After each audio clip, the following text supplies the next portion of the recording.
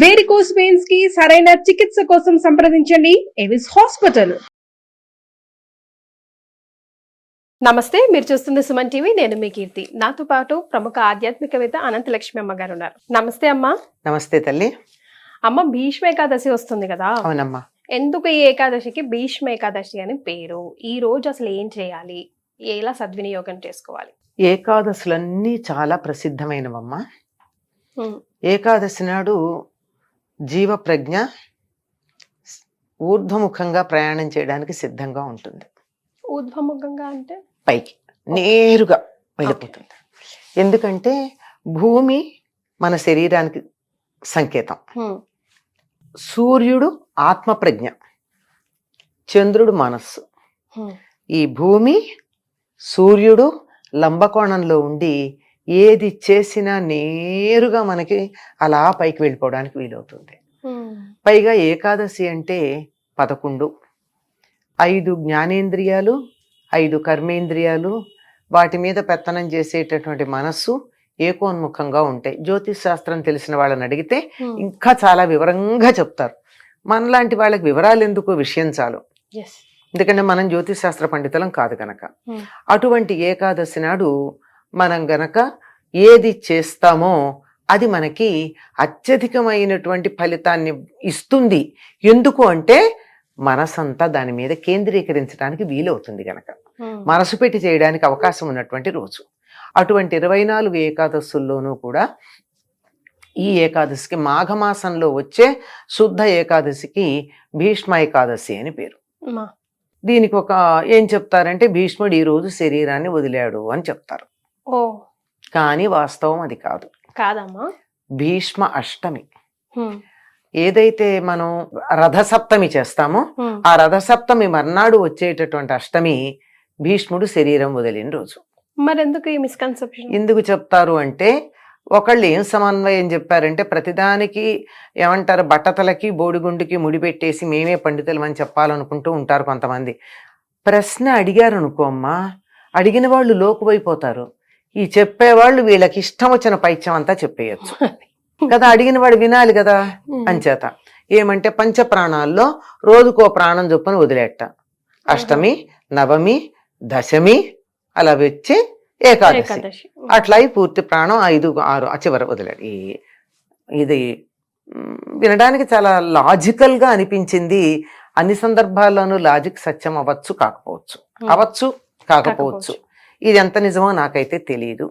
అయి ఉండొచ్చు కూడా, కాదని చెప్పడానికి నేను చూసి రాలేదు కదా. కానీ నా లాజిక్ మాత్రం అది కరెక్ట్ అనిపించలే.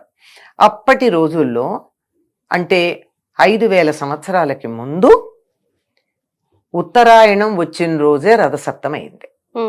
మనకి రథం ఎప్పుడు నడుస్తుంది, ఎప్పుడు తిరుగుతుంది? ఉత్తరాయణం రాగానే సూర్యుడు రథం యొక్క దిశ మారుతుందని కదా ఉత్తరాయణం అన్నాం కదా. అప్పుడు వైకుంఠ ఏకాదశి ముందు, వైకుంఠ ఏకాదశి తర్వాత కదా. ఎప్పుడు ఉత్తరాయణం అంటే మనకి జనవరి, ఈ సంవత్సరం 14 వచ్చింది, ఒక్కొక్క సంవత్సరం 15 వస్తుంది. ఇలా కొంచెం కొంచెం తేడాలు వస్తూ 5000 సంవత్సరాలకు ముందు ఇంకొంచెం తేడా ఉండి ఆ సంవత్సరం రథసప్తమి నాడే రథాలు మళ్ళాయి. అందువల్ల మర్నాడు అష్టమి నాడు ఉత్తరాయణం వచ్చింది గనక భీష్ముడు శరీరం వదిలాడు అని ఒకటి చెప్తారు. నమ్మడానికి అవకాశం ఎలా ఉంది అంటే, భారత యుద్ధం జరిగిన రోజులన్నీ లెక్క పెట్టుకుంటూ వస్తే తిథుల ప్రకారం అది జరగాలి. ఆయన 56 రోజులు అంపశయ్య మీద ఉన్నాడు అని చెప్పిన దాని ప్రకారం, దానికి సంకేతంగానే మనం రథసప్తమి నాడు పాలు పొంగించుకుంటే, తమిళులు ఎప్పుడు పాలు పొంగిస్తారు? సంక్రాంతి నాడు చేస్తారు. అందుకని సంక్రాంతిని పొంగల్ అంటారు. వాళ్ళు కూడా ఎక్కడ పాలు పొంగిస్తారు? తులసి దగ్గర బయట పెట్టుకుని ఆరు బయట పాలు పొంగిస్తారు. మనం అప్పుడు చెయ్యం. మనం ఎప్పుడు చేస్తాం పాలు పొంగించటం? రథసప్తమి నాడు చేస్తాం. అంటే సూర్యుడిని ఆరాధించేటటువంటి వాళ్ళు సూర్యుడికి ఎదురుగా, సూర్యుడు కనపడేటట్టు ఆవు పాలు పొంగించి అందులో కొత్త బియ్యము, కొత్త బెల్లము వేసి పరమాన్నం తయారు చేసి సూర్యుడిని ఆరాధించే పద్ధతి.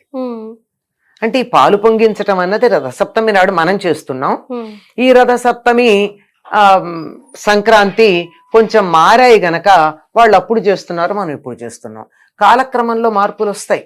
ఒకప్పుడు ఎప్పుడు 13వ తారీఖే భోగి, 14 సంక్రాంతి వచ్చేది మా చిన్నతనంలో. ఈ మధ్య కాలంలో 14 భోగి 15 సంక్రాంతి వచ్చింది. ఒక సంవత్సరం అయితే భోగి సంక్రాంతి కూడా 15 వచ్చాయి.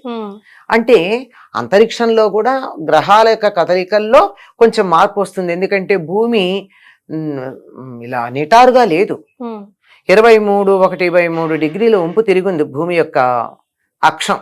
అందువల్ల తిరిగేది కూడా ఇలా కోడిగుడ్డ ఆకారంలో తిరుగుతుంది. అది కూడా ఇలా పూర్తి ఓవల్ కాదు, ఈ పక్కన వెడల్పు ఎక్కువ, ఈ పక్కన వెడల్పు తక్కువ, అట్లా తిరుగుతుంది. ఈ తిరిగే సందర్భాల్లో వచ్చినటువంటి తేడాల వల్ల అప్పుడప్పుడు ఈ తేడాలు వస్తాయి. అప్పుడు అలా జరిగి ఉంటుంది అని జ్యోతిష్ శాస్త్ర పండితులు చెప్పే మాట. ఎందుకు అష్టమి నాడే శరీరం వదిలాడు అని. ఎందుకు అంటే భారతంలో స్పష్టంగా ఈయన చెప్తాడు. ఎవరు? మన ధర్మరాజు. ఇవాళ ఉత్తరాయణం ప్రవేశించింది కనుక తాతగారు శరీరం వదలడానికి సిద్ధంగా ఉంటారు, మనం ఇంటి నుంచి అగ్ని తీసుకు వెడదామంటాడు. అంటే ఇంట్లో ఉన్న అగ్నిని పట్టుకెళ్ళాలి. పూర్వకాలం ఇంట్లో హోమాలు చేసేవాళ్ళుగా అందరూ. ఆ హోమం చేసే అగ్నిని పట్టుకెళ్ళాలి. మనకు హోమం లేకపోతే బయటే నిప్పు తయారు చేసి కుండలో పెట్టి తీసుకెళ్తున్నారు. వాస్తవంగా ఇంట్లో ఉండే హోమాగ్ని తీసుకెళ్ళాలి. మనం ఆ అగ్నిని తీసుకుని పెడదాం, తాతగారు శరీరం వదిలేస్తారు, ఉత్తరాయణం కోసం ఎదురు చూస్తున్నారు కదా అన్నారు. దీన్ని బట్టి ఎప్పుడు అవ్వాలి? రథ సప్తమి మర్నాడు అష్టమి అన్నాడు. దానికి భీష్మాష్టమి అని పేరు ఉందమ్మా. భీష్మాష్టమి ఉంది. ఆ భీష్మాష్టమి నాడు ఆయన శరీరం వదిలాడు. ఇప్పటికి కూడా భీష్మాష్టమి నాడు తప్పనిసరిగా సంతానం కావాలనుకున్నటువంటి వాళ్ళు భీష్ముడికి ఇది ఇస్తారు, తర్పణాలు ఇస్తారు. ఎందుకు అంటే తనకి సంతానం లేకుండా చేసుకుని కురువంశాన్ని అభివృద్ధి చేయడానికి త్యాగం చేశాడు గనక ఆయనకి గనక తర్పణాలు ఇస్తే సత్సంతానం కలుగుతుంది. ఆయన అనుగ్రహం వల్ల కదా వీళ్ళందరూ ధృతరాష్ట్రుడు పాండురాజు పుట్టారు. ఆయన నేనే రాజ్యం చేస్తానని గాని, నేను పెళ్లి చేసుకుంటానని గాని అన్నట్టయితే ఈ మళ్ళీ గాంధారి కోడళ్ళకి వ్యాసుడి వల్ల సంతానం కలిగేది కాదు. అంచేత సంతానం కావాలనుకున్న వాళ్ళు సంతానం లేనటువంటి భీష్ముడికి తర్పణాలు ఇచ్చినట్టయితే సంతానం కలుగుతుందని ఆయనకి ఆనాడు తర్పణాలు కూడా ఇస్తారమ్మా. అది భీష్మాష్టమి. అయితే ఏకాదశికి భీష్మ ఏకాదశి అని పేరు ఎందుకు వచ్చింది? ఇది సందేహం రావాలి కదా ఎవరికన్నా. అదే అడిగాను నేను. అదే మరి ఎందుకు అంటే భీష్ముడు విష్ణు సహస్రనామం చెప్పినటువంటి వాడు. ఇవాళ ఇప్పుడు చెప్పలేదు, అప్పుడే చెప్పాడు. కృష్ణుణ్ణి చూస్తూ కృష్ణుడిని విష్ణువుని కీర్తిస్తూ తాను కీర్తిస్తున్నది తాను వింటూ కృష్ణుడి మెడలో ఉన్నటువంటి ఆ తులసిమాలని ఆఘ్రాణం చేస్తూ పంచేంద్రియాలతో ఆ కృష్ణుణ్ణి విష్ణువుగా ధ్యానం చేస్తూ శరీరం వదిలాడు. సామాన్యుడు కాదు కదా. ఎప్పుడు కావాలంటే అప్పుడు శరీరం వదలొచ్చు అన్నటువంటి ఇది ఉన్నది, వరం ఉంది.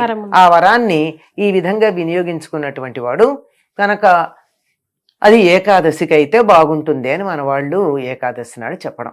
కానీ అనంతమైన ఫలితాలు వస్తాయని మీరు ముందుగా చెప్పారు కదమ్మా, మరి మనం ఎలా వాటిని? అందుకే భీష్మ ఏకాదశి నాడు తప్పనిసరిగా విష్ణు సహస్రనామ పారాయణ చేయాలంటారు. ఎందుకంటే భీష్ముడి ద్వారా మనకు అందింది. భీష్ముడు కృష్ణుడిని చూస్తూ చెప్పినటువంటిది అది. అందువల్ల మనం ఎన్ని ప్రయత్నాలు చేసినా ఏం చేసినా ఎందుకమ్మా మన తాపత్రయాలన్నీ? బతికుండగా సుఖంగా ఉండాలి, చనిపోయిన తర్వాత కూడా బాగుండాలి. మనం పునర్జన్మని మరణానంతర జీవితాన్ని నమ్ముతాం కదా. కనుక శరీరం వదిలిన తర్వాత నరకానికి వెళ్లకుండా పుణ్యలోకాలకు వెళ్ళాలి అంటే ఆఖరి క్షణాన భీష్ముడిలాగా విష్ణువుని తలుచుకుంటూ ధ్యానం చేస్తూ ఎదురుగా చూస్తూ వీలైతే అంటూ వీలైతే వింటూ, అంటూ వింటూ కంటూ 3 చేశాడు కదా. అందుకని ఆనాడు అది గనక మనం భీష్ముడి నుండి మనకు అందినటువంటి విష్ణు సహస్రనామాన్ని మనం పారాయణ చేశామంటే తప్పనిసరిగా ఆ భీష్ముడి వల్ల కూడా మనం కొంత ప్రయోజనం పొంది, అయ్యో వీళ్ళు నే చేసిన పని చేశారని ఆయన కూడా అనుగ్రహిస్తాడేమో. అందువల్ల ఏది ఏ క్షణం చివరిది ఎవరూ చెప్పలేము. ఇదిగో అప్పుడే అయిపోతుంది అన్నవాళ్ళు, అది కాదు అప్పుడే అయిపోతారు వీళ్ళు అన్నవాళ్ళు లేచి కూర్చుని హాయిగా 10 ఏళ్ళు 15 ఏళ్ళు బతుకుతున్నారు. హాయిగా ఉన్నారు అనుకున్నటువంటి వాళ్ళు తప్పుని ఎగిరిపోతారు. అందువల్ల ఏది ఆఖరి క్షణమో మనకి తెలియదు. అందువల్ల ఆనాడు విష్ణు సహస్రనామ పారాయణ తప్పనిసరిగా చెయ్యాలి అని చెప్తారమ్మా. పైగా ఆ రోజు భీష్మ అష్టమి నాడు ఎవరైతే తర్పణాలు ఇవ్వలేకపోయారో వాళ్ళు ఆనాడు తర్పణాలు ఇస్తారు. ఇంకో సంగతి ఏమిటంటే పూరిలో భీష్మాష్టమి నాడు పూరిలో కూడా ఆ జగన్నాథ స్వామి భీష్ముడికి తర్పణాలు ఇస్తాడు. ఓ సో మనం కూడా అలా ఇచ్చుకోవచ్చమ్మా? ఇచ్చుకోవచ్చమ్మా, మంచి సంతానం కలుగుతుంది. ముఖ్యంగా కొడుకులు లేని వాళ్ళు ఆ రోజు గనక ఆయన తర్పణాలు ఇచ్చినట్టయితే సంతానం కలుగుతుందని చెప్తారు. అయితే ఇప్పుడు ఏకాదశి అనగానే మనకు ఒంటిపూట భోజనం బాగా ప్రాశస్త్యం కదమ్మా. ఒంటిపూట భోజనం ఏంటమ్మా, ఏక- అసలు ఆ రోజు పూర్తి ఉపవాసం ఉండడం మంచిది.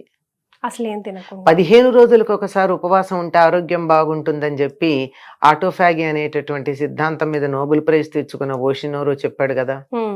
అది మన వాళ్ళు ఏకాదశి నాడు పెట్టారు 15 ఎప్పటి నుంచో రోజులు. అది. అదే మరి ఇప్పుడు కొత్తగా పుస్తకాల్లో చదివితే మనకి ఇప్పుడు రేపు ఎప్పుడో వాళ్ళ పరిశోధన చేసి ఆ 15 రోజులకు ఒకసారి ఉండే ఉపవాసం కూడా ఏకాదశి చేయండి ఇంకా బాగుంటుందని తర్వాత ఎవరో నోబెల్ ప్రైజ్ తెచ్చుకుంటారు. మరి మన వాళ్ళే తెచ్చుకుంటే బాగుండు. ఇది విన్నవాళ్ళు ఎవరైనా పరిశోధన చేసి తెచ్చుకుంటే. రైట్, చాలా సంతోషం అమ్మా, ధన్యవాదాలు.